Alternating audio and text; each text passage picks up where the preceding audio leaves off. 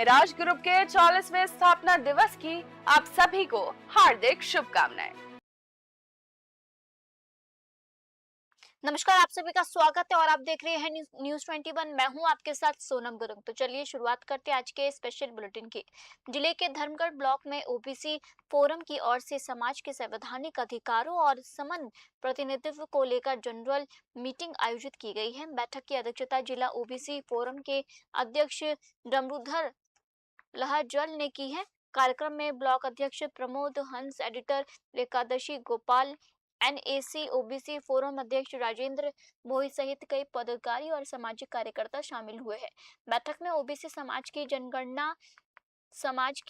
जनगणना, उच्च शिक्षा, प्रोफेशनल शिक्षा और सरकारी नौकरियां में 27% आरक्षण को लेकर चर्चा हुई। युवाओं और महिलाओं को उच्च पदों पर अवसर देने के लिए जिला स्तर पर मुफ्त कोचिंग व्यवस्था शुरू करने की मांग भी उठाई गई है।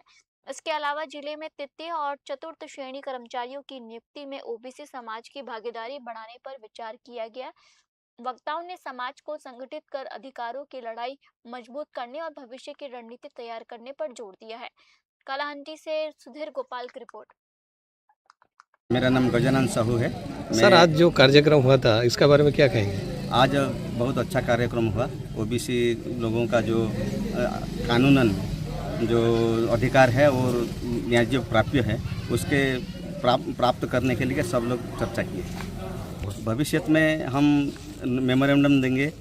उसके बाद मेमोरेंडम सरकार अगर गृहीत न करती है तो इसके लिए आंदोलन भी करने के लिए तैयार हैं। कार्यक्रम आमे किपरि आमर ओबीसी जातिर बंधु मान को किपरि एकजुट करिबो। ओबीसी मानकर जे मुद्दा अच्छे मौलिक अधिकार अच्छे सेटा केंता करी सरकार ठारो आमे हासिल करमु। थिला आमर ओबीसी मानकर न्याय दाबी संरक्षण विषय रे आमको सरकार बहुत उपेक्षित करिसंती। राजनैतिक क्षेत्र, शिक्षा क्षेत्र रे, आर्थिक क्षेत्र रे आमे पछुआ वर्गर लोक आमे किपरि सरकार ठारो। मेरा नाम बढ़ते अगली खबर की। खंडवा में धार्मिक आस्था और ऐतिहासिक जल धरोहरों के संरक्षण को लेकर नगर निगम ने प्रतिमा विसर्जन के लिए कृत्रिम कुंड तैयार कराया जा रहा है। महापौर अमृता अमर यादव ने जल विभाग समिति अध्यक्ष राजेश यादव के साथ भैरव तालाब परिसर स्थित निर्माणाधीन कृत्रिम कुंड का निरीक्षण किया। उन्होंने निर्माण की गुणवत्ता, सुरक्षा और आगामी प्रतिमा विसर्जन की व्यवस्थाओं का जायजा लेते हुए अधिकारियों को समय पर काम पूरा करने के निर्देश दिए। महापौर ने कहा कि कुंड सहित शहर के प्राचीन जल स्रोत हमारे अमूल्य विरासत है, इसलिए प्रतिमाओं का विसर्जन निर्धारित कृत्रिम कुंड में किया जाएगा। इसके प्राकृतिक जल स्रोतों के संरक्षण और पर्यावरण सुरक्षा को बढ़ावा मिलेगा। निगम ने श्रद्धालुओं से अपील की है कि वे प्रतिमा विसर्जन के लिए कृत्रिम कुंड का ही उपयोग करें। अधिकारियों के मुताबिक इस बार कुंड की गहराई बढ़ाई गई, जिससे बड़ी प्रतिमाओं का भी सुरक्षित विसर्जन हो सकेगा। खंडवा से भार्गव की रिपोर्ट। प्रदेश व्यापी आह्वान के तहत गुना में अतिथि शिक्षकों ने अपनी विभिन्न मांगों को लेकर मुख्यमंत्री और शिक्षा मंत्री के नाम ज्ञापन सौंपा। अतिथि शिक्षक समन्वय समिति ने सरकार पर लगातार आश्वासन देने लेकिन ठोस निर्णय नहीं लेने का आरोप लगाया। ज्ञापन में 8 सूत्रीय मांगे रखी गई। इनमें 7 या उससे अधिक सत्रों में 1000 कार्य दिवस पूरा करने वाले अतिथि शिक्षकों को संविदा शिक्षक बनाने और स्थायी शिक्षकों के साथ प्राथमिक व माध्यमिक पात्रता परीक्षा में शामिल करने की मांग प्रमुख है। अतिथि शिक्षकों ने कहा कि लंबे समय से सेवाएं देने के बावजूद उनके भविष्य को लेकर कोई स्पष्ट नीति नहीं बनाई गई है। उन्होंने सरकार को चेतावनी दी है कि यदि जल्द मांगों पर सकारात्मक निर्णय नहीं हुआ तो 5 सितंबर को भोपाल में न्याय यात्रा निकाली जाएगी। प्रदर्शनकारियों ने सरकार से अपने वादे पूरे कर अतिथि शिक्षकों का भविष्य सुरक्षित करने की मांग की है। गुना से विनोद सोनी की रिपोर्ट। सर बताएं, जो आज बैठक रखी गई, किन मांगों को लेकर बैठक रखी गई है? आज की बैठक सब इन मांगों को लेकर रखी गई है कि ये पुराने जो शिक्षक हैं, अध्यापक और प्राथमिक अध्यापक संवर्ग के लोग, इनको टेट परीक्षा पास करने के लिए प्रावधान आया है। और जबकि लोग पहले से ही इतने सालों से पढ़ा रहे हैं, कुछ लोग व्यापम पास भी हैं, किसी व्यक्ति को टेट की आवश्यकता नहीं है। और इतनी लंबी नौकरी होने के बाद भी यदि टेट परीक्षा ये कराई जा रही है तो ये अच्छी बात है। अचानक सरकार क्या हुआ, ये परीक्षा करवा रही है? विगत लगभग 16 से लेकर 18 साल से अतिथि शिक्षक पूरे मध्य प्रदेश में कार्यरत हैं। और अभी आपने सोशल मीडिया के माध्यम से, मीडिया का भी हम लोग शुक्रगुजार हैं कि पूरे मध्य प्रदेश के अंदर अतिथि शिक्षक स्कूलों में पूरी शिद्दत के साथ कार्य कर रहा है। वर्तमान में कई स्कूल ऐसे हैं जिनमें अतिथि शिक्षक ही ताला खोलता है और अतिथि शिक्षक ही ताले को लगाता है। इस तरह से वो अपने कर्तव्य पथ पर लगातार अग्रसर है। लेकिन मध्य प्रदेश में सर बताएं, जो आज बैठक रखी गई, किन मांगों को लेकर बैठक रखी गई आज की बैठक सब इन मांगों को लेकर रही। गुना के रेड क्रॉस भवन में भारतीय रेड क्रॉस सोसाइटी गुना और अपोलो हॉस्पिटल इंदौर के संयुक्त तत्वाधान में किडनी एवं मूत्र रोग निवारण शिविर आयोजित किया गया है। शिविर में 363 मरीजों का पंजीयन कर स्वास्थ्य परीक्षण किया गया। मरीजों की खून और यूरिन की जांच भी की गई। कार्यक्रम का शुभारंभ मुख्य अतिथि एसपी हितिका बांसल और वरिष्ठ कर सलाहकार निकलंद जैन ने दीप प्रज्वलन कर दिया। एक्सपर्ट चिकित्सक डॉक्टर सौरभ चिपड़े और डॉक्टर शशांक चौरसिया ने मरीजों की जांच कर आवश्यक परामर्श किया। रेड क्रॉस सचिव डॉक्टर रामवीर सिंह रघुवंशी ने बताया कि गुर्दा और मूत्र रोग से जुड़े मरीजों की संख्या को देखते हुए सितंबर में दोबारा शिविर लगाया जाएगा। इस दौरान अधिकारी और शहर के कई गणमान्य नागरिकों ने भी कार्यक्रम में भाग लिया। अधिकारियों ने लोगों से स्वास्थ्य जांच शिविरों का लाभ उठाने की अपील की। गुना से विनोद सोनी की रिपोर्ट।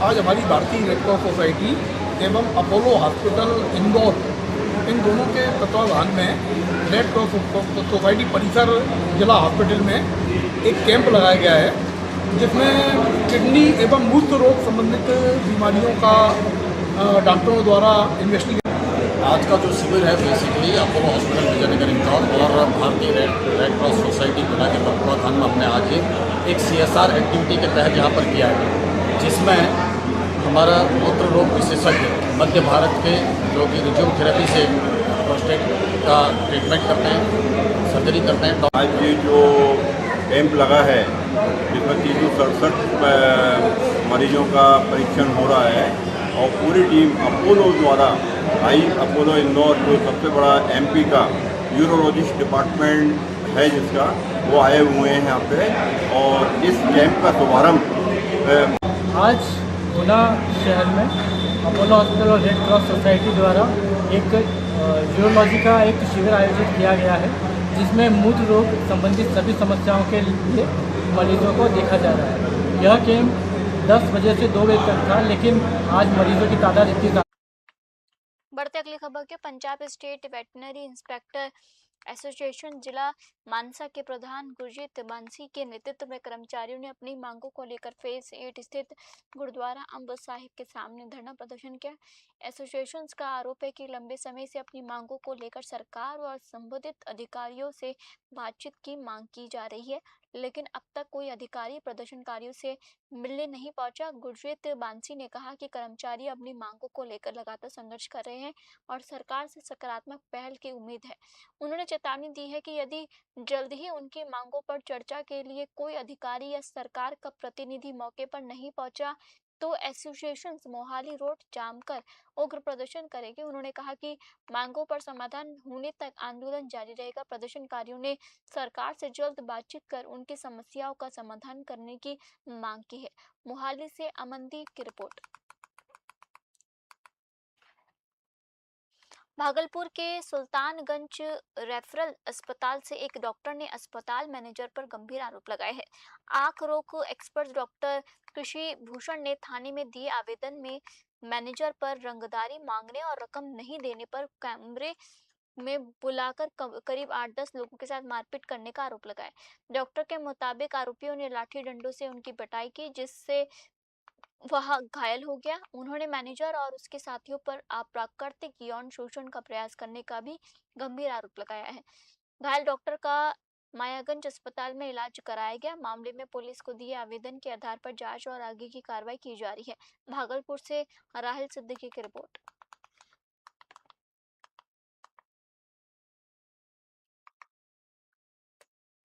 तारीख को 18 अगस्त 2026 को 2 बजे के आसपास मेरे साथ जो है बहुत मैनेजर द्वारा हॉस्पिटल में मैं सुल्तानगंज रेफरल हॉस्पिटल में पोस्टेड हूँ। 18 मई को मेरी ज्वाइनिंग हुई थी और 18 अगस्त को जो है मेरे साथ जो है बुरी तरह मुझे गाली गलौज करके बहुत पीटा, बहुत मारा।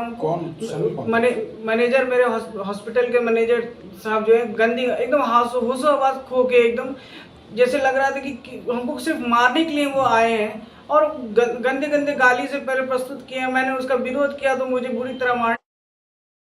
बढ़ते अगली खबर के बांका में जिला पदाधिकारी अंशुल अग्रवाल ने कांवरिया पथ पर श्रावणी मेला क्षेत्र का निरीक्षण कर श्रद्धालुओं के लिए की गई व्यवस्थाओं का जायजा लिया। डीएम ने जिला नियंत्रण कक्ष, स्वास्थ्य शिविर, टेंट सिटी, धर्मशाला, जीविका दीदी की रसोई और डाक बम पास काउंटर का निरीक्षण किया। कई स्थानों पर प्रकाश, सफाई, पानी की बर्बादी और कीचड़ जैसी कमियां मिलने पर तत्काल सुधार के निर्देश दिए गए। भैरवपुर टेंट सिटी में मच्छरों की शिकायत पर फॉगिंग कराने को कहा गया। ड्यूटी से अनुपस्थित मजिस्ट्रेट और लापरवाही बरतने वाले अधिकारियों पर स्पष्टीकरण के साथ वेतन रोकने के निर्देश दिए गए। डीएम ने श्रद्धालुओं से सीधे संवाद कर सुविधाओं का फीडबैक भी लिया है। बांका से शिव शंकर झा की रिपोर्ट।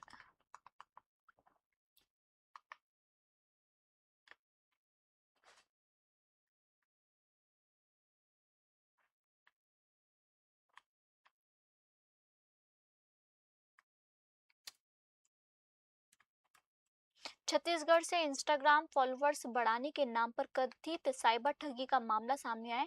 सोशल मीडिया पर 99 रुपए में फॉलोअर्स बढ़ाने और ट्रेडर्स वर्क देने का दावा करने वाले पोस्ट के जरिए लोगों को आकर्षित किए जाने का आरोप है। न्यूज़ 21 की पड़ताल में शुरुआती भुगतान के बाद 200 से 300 रुपए तक अतिरिक्त रकम मांगे जाने की बात सामने आई। भुगतान के बाद भी फॉलोअर्स नहीं बढ़ने का हवाला देकर दोबारा पैसे मांगने के आरोप है। पड़ताल के दौरान संबंधित पक्ष से जुड़े एक पेज को बूस्ट करने के लिए भुगतान की बात करने पर भी अतिरिक्त रकम मांगी गई। हालांकि संबंधित कंपनी या पक्ष का आधिकारिक पक्ष अभी सामने नहीं आया। छत्तीसगढ़ से राहुल सिंह की रिपोर्ट।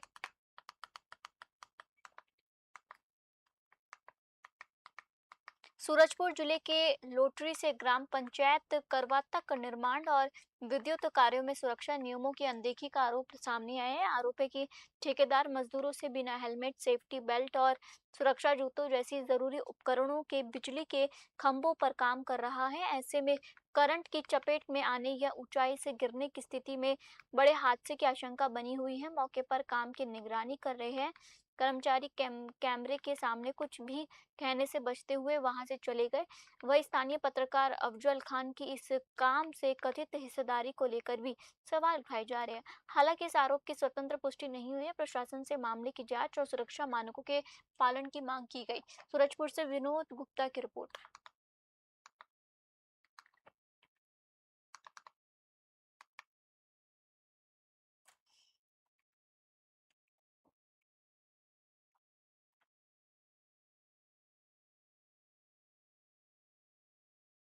फिलहाल आज के बुलेटिन में इतना ही और आप देखते रहिए न्यूज़ 21। जय हिंद।